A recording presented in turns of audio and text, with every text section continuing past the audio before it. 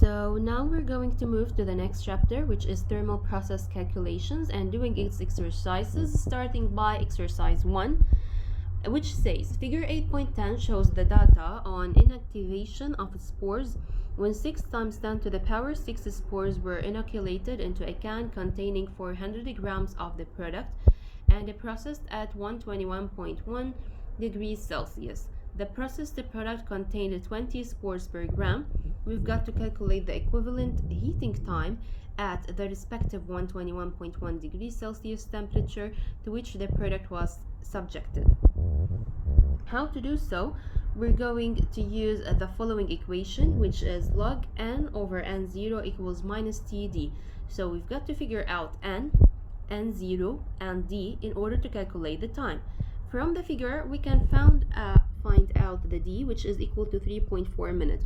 What about n and n0? n0, which is the initial number of the spores in the product, which is 6 times 10 to the power 6 spores were inoculated, so it is n0.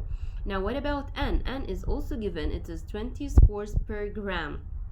But we have to pay attention that this is per gram and the total mass of the product is 400 grams. So we have to make a little bit of calculation by 20 spores per gram times 400 would be equal to 8,000 spores.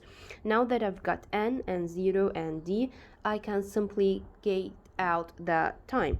The time would be 3.4, which is the d value, log n0 over n. Why did I make this a switch?